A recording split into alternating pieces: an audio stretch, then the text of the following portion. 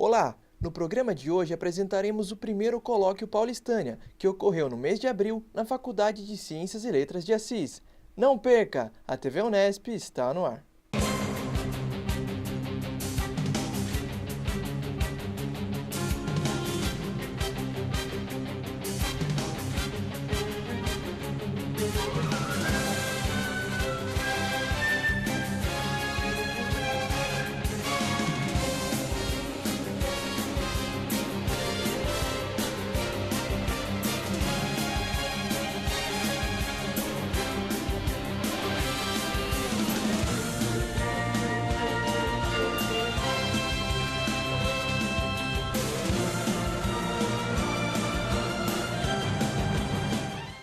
Na mesma semana do workshop realizado entre a Prefeitura de Assis e a Unesp, ocorreu o primeiro Colóquio Paulistânia, Território, Historiografia e Sociedade, evento organizado pelo Departamento de História.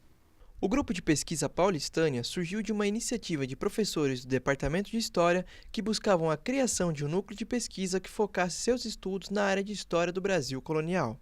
O grupo foi oficializado em 2014, contando atualmente com estudantes e pesquisadores de nível de graduação e pós-graduação que desenvolvem suas pesquisas sobre os mais diversos temas e aspectos do período colonial brasileiro. Neste evento, o objetivo foi reunir e discutir os principais temas relacionados à história do território onde se situa atualmente o estado de São Paulo no período colonial e contou com a presença de palestrantes da USP, Unifesp, UFCG e do Museu Paulista. Professor, qual foi o objetivo do evento e qual a importância dele para o avanço dos estudos de Brasil Colônia? Bem, a realização do evento foi uma iniciativa do Grupo de Pesquisa Paulistânia, Território e Historiografia, grupo esse patrocinado pelo CNPq e pela Unesp, aqui de Assis. O principal desafio que nós tivemos foi enfrentar uma área de pesquisa totalmente desconhecida dentro do campo de Assis. E, para a realização do evento, nós convidamos 9 conferencistas de várias instituições brasileiras.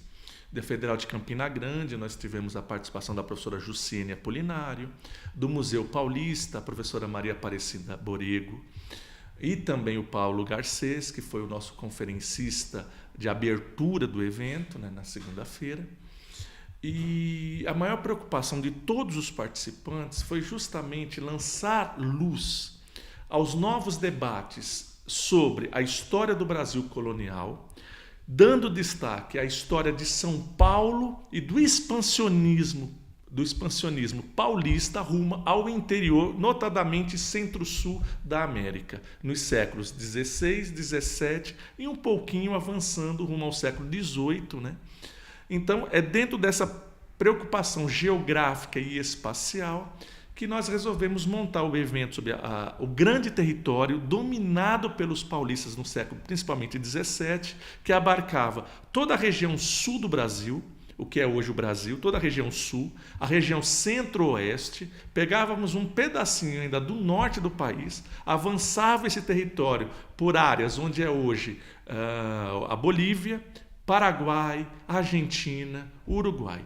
Toda essa extensa região que pertenceu ao antigo território paulista foi objeto de discussão durante o evento.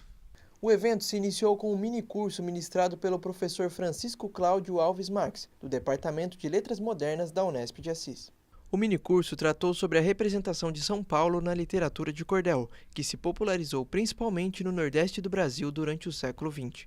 Além disso, o professor tratou também sobre o processo de catalogação e tratamento que ele está realizando em conjunto com o SEDAP de um acervo de 800 folhetos de cordel, doados pelo poeta Gonçalo Ferreira da Silva, da Academia Brasileira de Literatura de Cordel. Como o estado de São Paulo foi retratado na literatura de cordel? Bem, a princípio, o estado de São Paulo foi retratado como a terra da prosperidade e do progresso, uma espécie de terra da abundância, Existia no Nordeste um imaginário do Sul, como eles falam, se referem a São Paulo, como a terra onde se podia prosperar, viver tranquilamente, conseguir emprego, constituir família. No entanto, depois da década de 70, quando alguns poetas nordestinos vêm para São Paulo, sobretudo para a região do Brás, eles começam a desconstruir esse imaginário sobre São Paulo ser a tão sonhada terra da abundância, né? Devido ao sofrimento, às intempéries, às mazelas sofridas aqui, até porque muitos nordestinos vêm sem uma profissão, sem uma escolaridade que possa lhe proporcionar uma ocupação mais digna, eles acabam se decepcionando e sofrendo muito.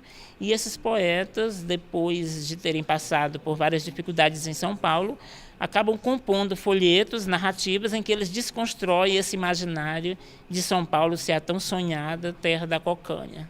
Na parte da tarde foi exibido o documentário Porto das Monções, escrito e dirigido por Vicentini Gomes. Após a exibição do filme, o diretor participou também de um debate com o público, que levantou uma série de questões sobre sua produção.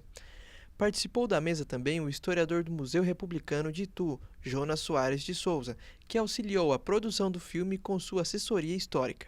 O filme retrata as expedições rumo ao interior do país, realizadas por meio da parte navegável do rio Tietê. As expedições, geralmente com fins comerciais e militares, partiam de Porto Feliz, em São Paulo, rumo a Cuiabá, no Mato Grosso. Qual seria o objetivo inicial do documentário? Primeiro, resgatar parte da história do país e principalmente um movimento importantíssimo que se tem pouco registro, que são as monções. Esse é o fundamental. A minha produtora é especializada em filmes científicos e históricos. Um desses trabalhos nós fizemos aqui em parceria com a Unesp, e aqui no Campo de Assis nós tivemos a tese do professor Francisco Hashimoto sobre a imigração japonesa, que foi veiculado na TV Cultura, e é um trabalho bastante significativo. Então todos esses trabalhos de resgate, de estudos, de pesquisas acadêmicas, de pesquisas históricas, a gente se dispõe dentro da possibilidade nossa e com os recursos possíveis a transformar em filme, transformar esse documento que normalmente numa tese, uma dissertação fica guardado na biblioteca da escola, numa linguagem mais acessível e fácil do conhecimento do público em geral. E como você vê essa relação do cinema com a história? É fundamental. Isso no mundo inteiro. Você tem filmes fantásticos, épicos, filmes épicos sobre a história da humanidade. Nós temos um material significativo aqui no Brasil, muito pouco explorado pelo cinema, às vezes explorado pela televisão, só que a televisão você vai tornar essa realidade um pouco mais ficcional, porque é mais superficial. Agora, acho que o cinema pode ter um foco mais definido, um foco mais estruturado, para ter um conteúdo mais adequado com o fato que aconteceu. Quais são as contribuições do documentário para a disseminação da história dos bandeirantes de São Paulo? Olha, esse documentário, primeiro, na própria produção dele, já teve uma contribuição, porque ele reuniu centenas de jovens em oficinas, em seminários, em colóquios, para discutir o tema. No momento seguinte, se pensou em dar acesso a todos aqueles jovens da bibliografia disponível sobre o tema. Pronto o filme, com todas as restrições que se possa fazer ao produto final, em todo lugar onde ele tem sido exibido, especialmente no meio acadêmico, ele tem provocado discussões, né? Tem despertado não só discussões, polêmica, mas como também tem despertado interesse em se aprofundar naquele tema. Então, nas apresentações das quais eu já participei, assim que terminava o debate, como aconteceu agora, não foram pouco aqueles que vieram pedir mais bibliografia, troca de e-mails para continuar aprofundando, até com a intenção de contestar com maior fundamento o produto que foi exibido. Durante a noite, aconteceu a conferência de abertura do evento, ministrada pelo professor Paulo César Garcês Marins, do Museu Paulista. O tema da conferência foi a representação dos bandeirantes e a construção da identidade paulista. Ao longo da apresentação, foi discutido como se deu a representação dos bandeirantes em pinturas e esculturas que datam desde o período do Brasil monárquico, no século XIX. O foco da apresentação esteve nos quadros e esculturas que hoje compõem o acervo do Museu do Ipiranga, em São Paulo, e teve como objetivo mostrar como a figura do bandeirante foi apropriada por políticos e intelectuais na criação da identidade do paulista. O processo de patrimonialização incide sobre esses marcos. o nosso rol é tomado pelo IPHAN, pelo CONDEFAT, pelo CONPRESP. Nós não podemos tirar as esculturas de lá, porque aquilo é considerado um documento fundamental da narrativa visual do passado feito por historiadores. O monumento às bandeiras é tombado pelo governo estadual, pelo governo municipal. Está cheio de monumento a bandeirantes tombados, enfim. Os bandeirantes estão no obelisco, os bandeirantes estão tudo quanto é canto, tombados por diversas instituições, ou simplesmente preservados porque ali estão. Eu acho que nós devemos encarar o esforço de ressignificar tudo isso, porque isso, infelizmente, nós não fizemos. Eu não sou contra o bandeirante ficar lá, eu sou contra o bandeirante ficar lá sem um texto político. Tiraram uma escultura de Brechevet, que representa uma síntese social, né? Claramente dentro dos princípios de um olhar branco, em que os líderes são brancos, quem empurra a canoa é índio e negro, enfim, é a nossa hierarquia desejada pelas elites brancas ou quase brancas, né? Porque elas eram bem mestiças. Por que nós compramos uma revista de decoração?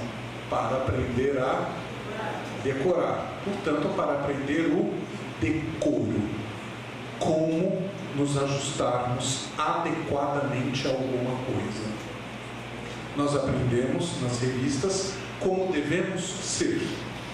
E as pinturas obedeciam à mesma intenção de decoro, isto é, como nós devíamos lembrar de um passado, ainda que ele não fosse dessa maneira. Todo mundo sabe que independência ou morte não foi gritada em cima do cavalo, estavam todos em mulas. Mas como representar a independência em mulas? Portanto, essa pintura não está errada, mas essa pintura está pintada de acordo com normas, as mesmas que vocês utilizam nas casas de vocês e que fazem com que vocês não pintem a parede de vermelho hemorragia, por exemplo, né? E sintam os pastéis porque são os agradáveis a uma certa forma de decoro. O decoro, portanto, é uma norma. De que maneira os bandeirantes foram representados na iconografia brasileira? Sobretudo atendendo a convenções de representação que eram encontrados na pintura europeia. Então, para a construção da imagem do bandeirante dentro de uma ideia de solenidade, que eles pudessem se desgarrar de uma ideia de bárbaros, como eram percebidos por parte da historiografia brasileira, sobretudo no Rio de Janeiro, para uma figura heróica, a solução era buscar imagens na Europa que pudessem inspirar esses novos retratos e esculturas, já que não havia retratos de bandeirantes no período colonial, nada restara da fisionomia dessas pessoas. Portanto, é sempre uma convenção artística criada no final do Império e da República, né? Não há imagens de bandeirantes do período colonial. E qual a relação dos bandeirantes com o Oeste paulista? De alguma maneira, não é? Nós temos que lembrar que o Oeste paulista não pertencia à coroa portuguesa pelo Tratado de Tordesilhas, ou seja, o vínculo dos bandeirantes com a conquista do território espanhol é importante no período colonial, mas sobretudo é mais importante ainda para as elites paulistas que faziam a conquista, a reconquista do Oeste paulista dentro do processo de expansão da cafeicultura. Então os bandeirantes do passado, de alguma maneira, eram tomados como ancestrais dos bandeirantes do café, não é?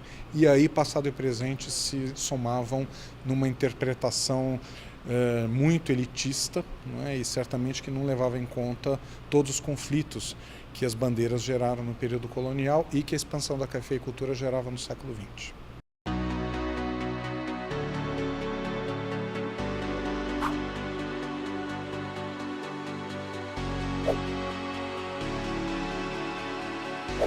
Em seu segundo dia, o colóquio se iniciou com uma mesa redonda composta pelo professor José Carlos Vilardaga, da Unifesp, e pela professora Maria Aparecida de Menezes Borrego, da USP. A mesa teve como tema Circulação, Fronteiras e Cultura Material em São Paulo Colonial. A professora Maria Aparecida fez sua apresentação sobre as expedições paulistas de Monções, viagens estas que se intensificaram a partir da descoberta de ouro no Mato Grosso e Goiás. Ela também nos explicou quais eram os preparativos necessários para se empreender uma monção. O que nós temos ainda nesse período da década de 50 e 60, eu destaco dois nomes, que eu chamo aqui de vozes dissonantes. São pessoas, são historiadores, como o professor Sérgio Buarque de Holanda e Mafalda Zemella, que percebe que São Paulo e Minas Gerais, e Cuiabá, e Goiás, e o Sul estão conectados no século XVIII.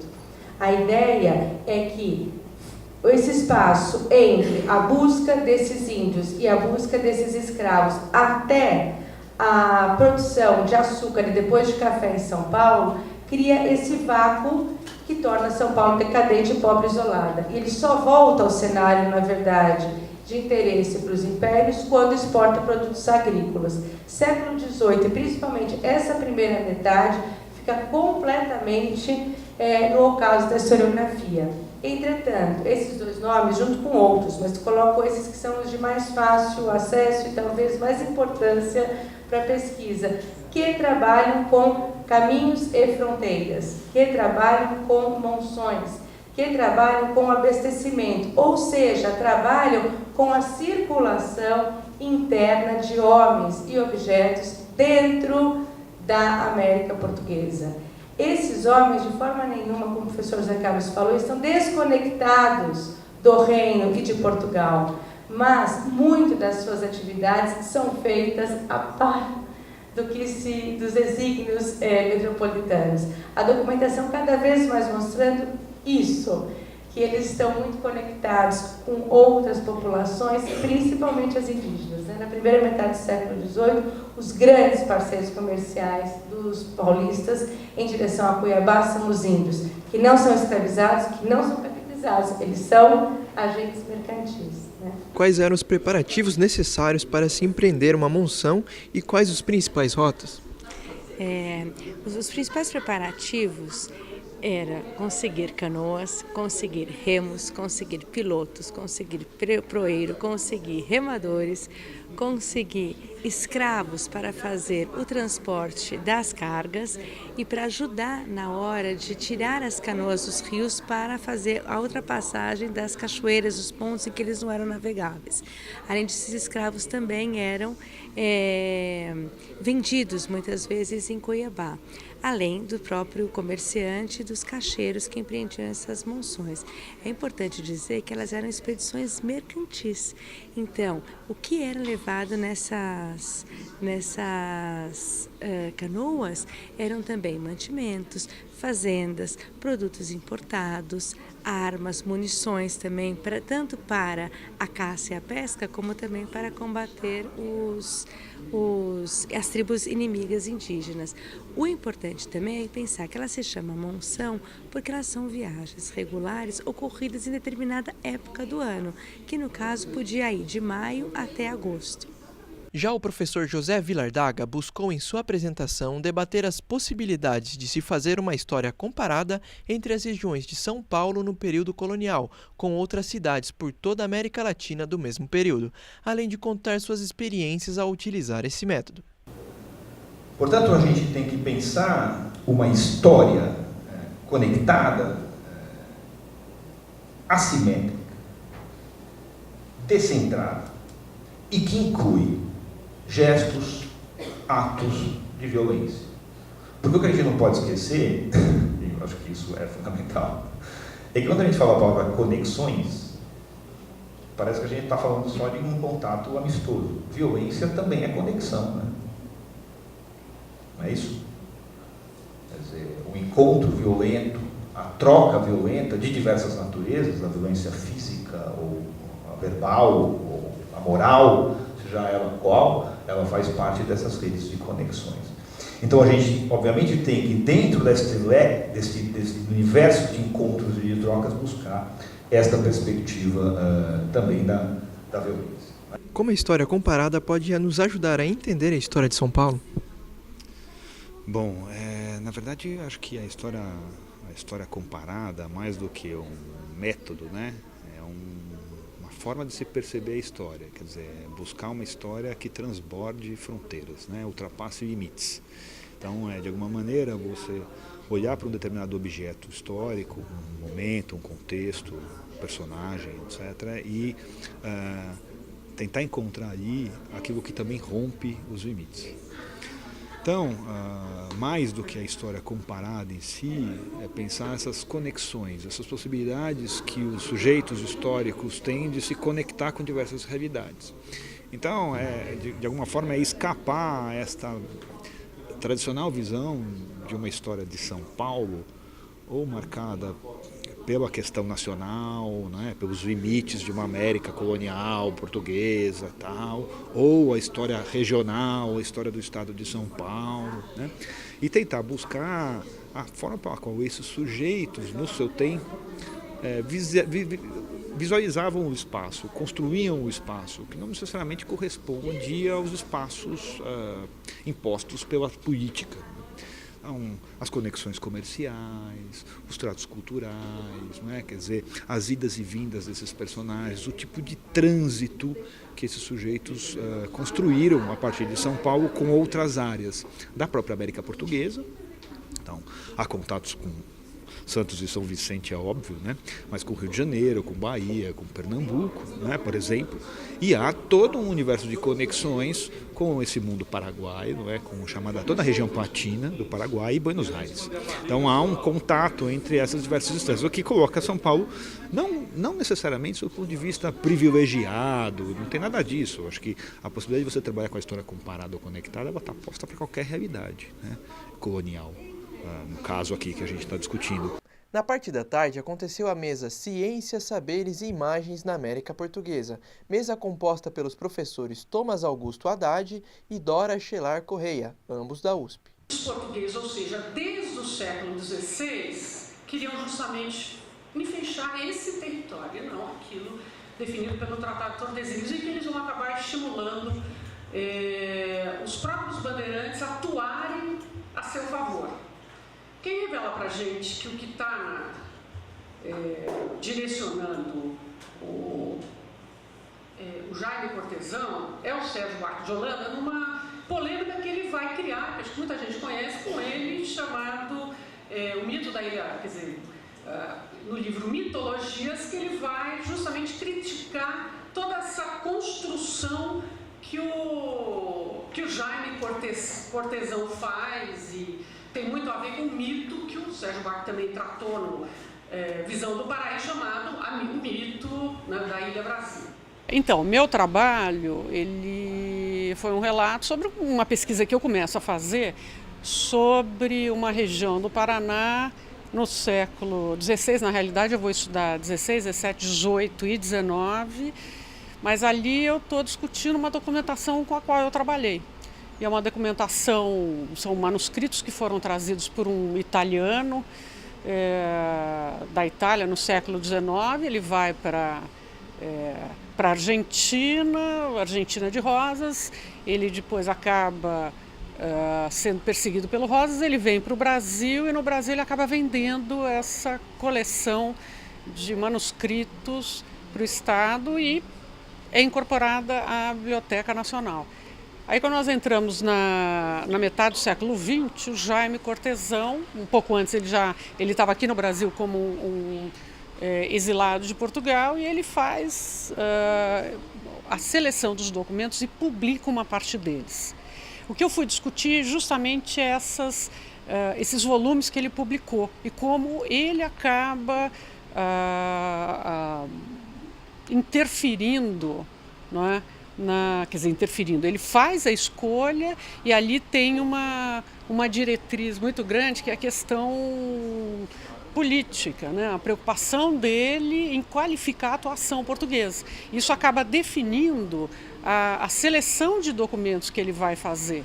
E a tese, e também o que tinha era a tese sobre as fronteiras do Brasil. Então, o que eu quis mostrar é que, nesse sentido, esses volumes de documentos publicados a partir da coleção original, eles são documentos que mostram a verdade, mas também mostram um engodo, porque eles passaram por uma seleção que induz a gente a ver determinados aspectos, né? Ou perceber determinadas coisas que necessariamente não bate com o real. Eu estava falando particularmente de paisagem e ali interfere, porque o Cortesão está pensando em território político naquele momento, né, que vai ser o território político brasileiro e que não existia. Então, eu acabo, né, indo por esse viés. Qual a importância disso? Na realidade, a minha ideia é fazer a crítica à documentação para justamente, entre outros aspectos, a gente conseguir recuperar na leitura dessa documentação e na descrição das paisagens indícios de uma dinâmica indígena na região, que em geral a gente acaba perdendo, né? E esse tipo de seleção que ele fez, ela não ajuda muito, né? A apresentação do professor Thomas Haddad foi sobre a ciência e astronomia na América Portuguesa e tratou sobre os relatos de jesuítas que registraram passagens de cometas no século XVII. O meu interesse principal há muitos anos tem sido a história da astronomia e, em alguns sentidos, é um desafio grande falar de história da astronomia na América Portuguesa ou de maneira até mais ampla nas Américas, em relação, por exemplo, ao que a gente poderia falar de história natural, sobretudo no século XVIII, a astronomia parece extremamente limitada. Eu ainda tenho o azar de preferir o século XVII do que o século XVIII. Isso me reduz muito, ou aparentemente me reduz muito as possibilidades de trabalho, mas eu nunca tive a intenção de tentar falar de história da astronomia aqui, na América Portuguesa, nessa perspectiva de quem foi o primeiro a ver isso, a ver aquilo, algo que frequentemente nos leva a uma negação da possibilidade, como eu já comentei agora há pouco, de que alguém tivesse condições, capacidade ou interesse para se dedicar a esse tipo de questão nessas terras aqui, ou então nos leva, né, a algum tipo de mitologia em torno, por exemplo, dos holandeses que construíram um observatório e, nossa, que maravilha o observatório, tinha um instrumento de um tipo X ou Y, daí saiu lá no livro, no piso do Margraf, que ótimo, é o momento inaugural da astronomia brasileira. Isso não é uma conversa assim, completamente sem pé nem cabeça, me parece. Professor, é possível dizer que houve uma certa ciência jesuítica na América Portuguesa? Essa é uma questão que, de maneira geral, se apresenta quando a gente fala de ciência jesuítica em qualquer lugar. A ideia, assim, há uma ciência jesuítica. Eu acho que nós ainda não temos muitos elementos para responder a essa pergunta. Há, sem dúvida nenhuma, uma ciência feita por jesuítas em diversas partes do mundo. Se essa ciência é ela própria, em termos dos seus conteúdos ou das suas práticas, uma ciência jesuítica, mais do que uma ciência feita por jesuítas, ainda merece mais investigação. De qualquer maneira, o fato de ser feita por jesuítas nos obriga a olhar para a produção científica deles, até onde for possível, em conjunto, comparativamente, porque as marcas da produção dessa ciência pela Companhia de Jesus ou por membros da Companhia de Jesus, em alguns momentos são bastante aparentes, mesmo que elas não se encontrem na estrutura mais profunda do pensamento, do conhecimento que eles constroem. O evento foi encerrado durante a noite com uma conferência da professora Jussiene Ricarte Apolinário, da Universidade Federal de Campina Grande. Sua apresentação teve como tema Fontes, Pesquisa e a Escrita da História Indígena, onde ela compartilhou seus relatos e vivências na educação indígena, além de traçar um panorama sobre as fontes para a pesquisa em história indígena no Brasil. Os cursos de história a história é de brancos, a história é de homens, né? Em que os povos originários dessa terra não aparecem, a não ser citado de alguma forma por Gilberto Freire, Caio Prado, de uma forma extremamente também preconceituosa, infelizmente. infelizmente, é todo um discurso ainda de exclusão, né?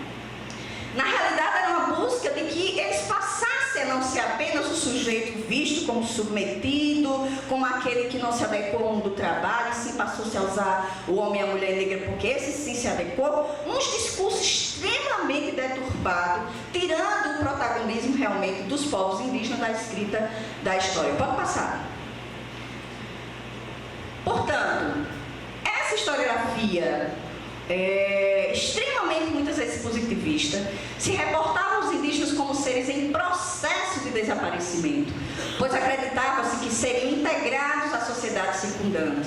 Né? Então, até a década de 80 era possível nos depararmos com o trabalho de historiadores com a máxima que eu já falei: os índios não têm história. Como você vê a situação atual dos estudos sobre história indígena no Brasil hoje? Nós conquistamos na historiografia nacional, né, diversas possibilidades de pesquisa de 1980 para cá, logicamente. Os cursos de história, os programas de pós-graduação vêm cada vez mais alargando a possibilidade de pesquisa, especialmente do período colonial, né, um pouco mais no Império e em menor proporção do período republicano até os dias atuais. No entanto, essa conquista efetivamente não é só nossa, né, do mundo acadêmico. Isso é uma reivindicação dos próprios movimentos indígenas desde a década de 80, com a reabertura política. E essa parceria e essa interdisciplinaridade entre história, antropologia, linguística, arqueologia, construiu realmente um espaço, não é, dentro da historiografia nacional para o campo da história indígena no Brasil. Por sinal, um trabalho extremamente rico, porque a diversidade de fontes, o diálogo entre diversas fontes, proporcionou para que os povos indígenas, homens e mulheres indígenas, passassem realmente a protagonizar a escrita da nossa história. Durante o encerramento do evento, houve também o lançamento do livro Paulistas Afrodescendentes no Rio de Janeiro pós-abolição, escrito pela professora da Unesp de Assis, Lúcia Helena Oliveira Silva. O livro trata sobre os destinos de afrodescendentes que foram libertos após a abolição da escravidão, em 1888. A obra busca mostrar seus cotidianos nas regiões de Campinas e São Paulo, além de contar a história daqueles libertos que migraram para o Rio de Janeiro em busca de uma melhor situação de vida. A senhora poderia comentar um pouco sobre qual que é o conteúdo, o tema que a senhora trata nesse livro? Sim, com prazer. Bom, o meu trabalho procura investigar os destinos possíveis da população negra no pós-abolição. E aí eu me centro, me fecho com a comunidade de negros, ex-escravos de São Paulo, que migra para o Rio de Janeiro. Então, o que eu procuro entender? Por que eles vão e aonde eles vão morar, como eles vão estabelecer a vida deles lá. Porque há uma grande ausência de nós entendermos o que aconteceu com essa população negra depois que a liberdade veio. Em todos os lugares, mesmo na mídia, novelas, filmes, há assim um final que eles vão embora, mas ninguém sabe para onde. Então, foi exatamente a partir dessa ausência que eu procurei investigar. E como que foi o trabalho de levantamento de fontes, a pesquisa em si? Quanto tempo que levou, como que o desenvolvimento? Certo, eu levei 3 anos para fazer a pesquisa, mas porque se tratavam de outros tempos.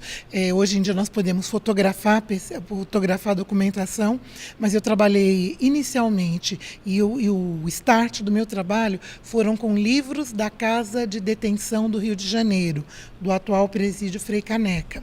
Esses livros, eles registravam as pessoas que eram presas e eles faziam uma descrição física. Então eu pude ver, mesmo depois da abolição, quem era e quem não era afrodescendente ou mesmo ex-escravo. Então, a partir desse levantamento, eu pude ver de onde eles vinham e o que eles faziam, as profissões, trabalho, lugar, motivo de brigas. E com os nomes, eu fui ao Arquivo Nacional procurar outras ocorrências em processos. Então, basicamente, foram os processos de crimes leves, porque esse crime leve vai falar um pouco da briga e como a pessoa é. Então, de novo, eu conseguia recuperar quem era e quem não era escravo. E os livros da Casa de Detenção são as minhas grandes fontes.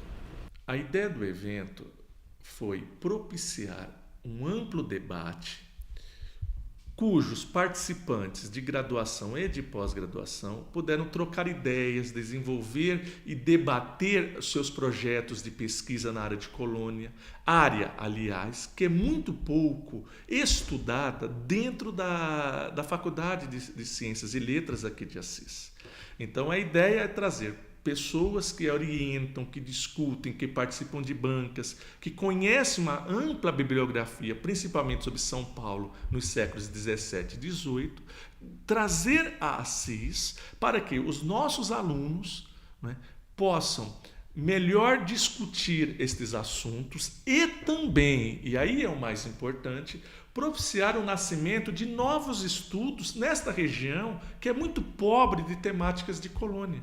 Nós estamos com a realização do evento, que é o primeiro evento desta área aqui em Assis, trazendo uma série de documentos que foram doados pela Petrobras, em conjunto com a Universidade Federal de Campina Grande, sobre estudos indígenas e afro-brasileiros nos séculos 17, 18 e 19, principalmente.